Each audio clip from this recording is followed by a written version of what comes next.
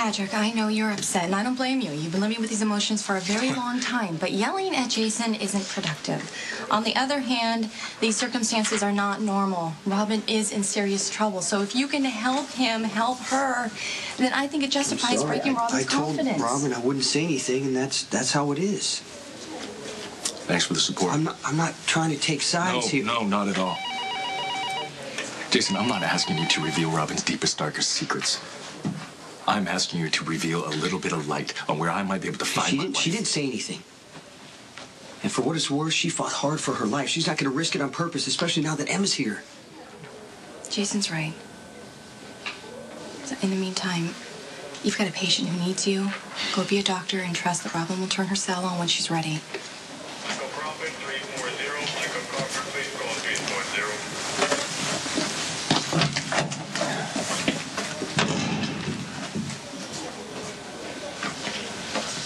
Ego. So glad you could finally make it. Well, I got held up. I'm sorry. Yes, you are. It's bad enough that you summoned me here like I'm one of your little underlings, but then you don't have the great manners to be here when I arrive. I mean, I have a pile of work I left at Crimson, and Kate hates it when Lulu and I are anywhere except for chained to our desks. Speaking of which, since Kate and Sunny broke up, she's been a real raging bitch. I need your help. Are you speaking to me? You're the only one here. You must be in a real bind. Should I be scared? Is my life in danger? Is Spinelli's life in danger? Are you going to put me in the position where I'm going to look like a selfish, horrible person because I'm going to have to refuse? If you stop talking, I'll tell you. You don't have to snap at me. Okay, just sit down.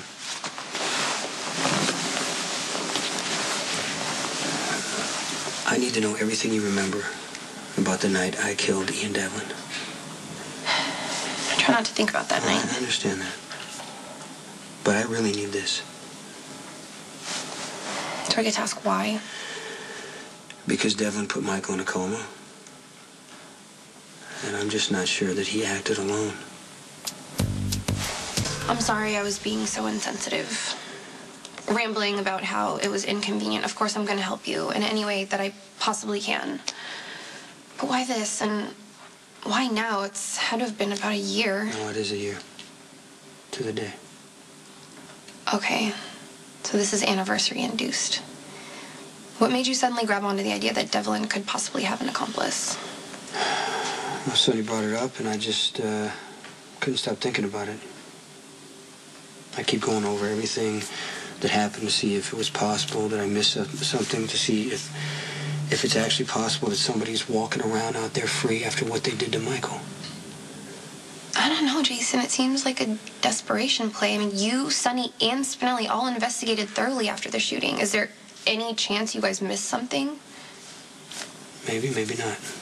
I just need to know for sure. I get it.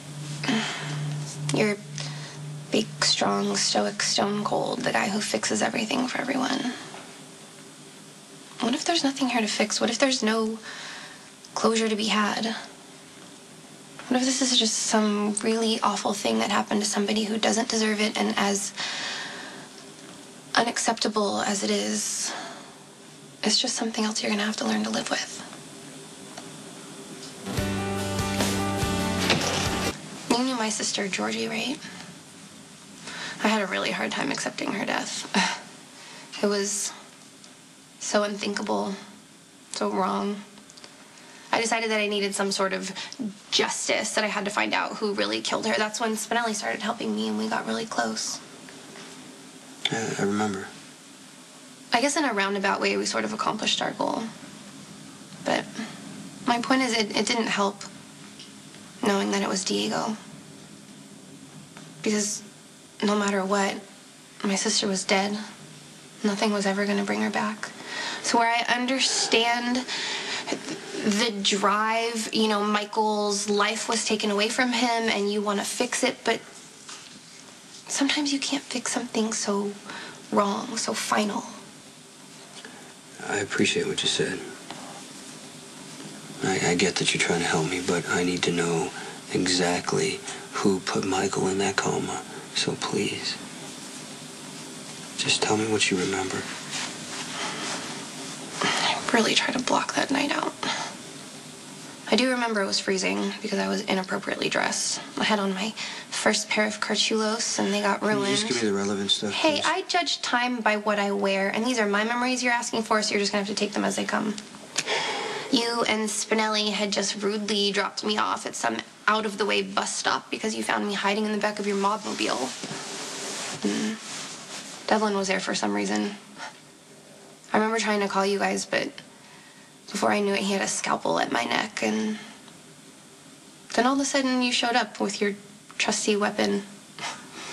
Devlin threatened you because he knew you wouldn't kill him. He said he was the only one who knew if anyone else was involved in Michael's shooting. And then he backed up and tripped or something. I managed to get away. And you shot him.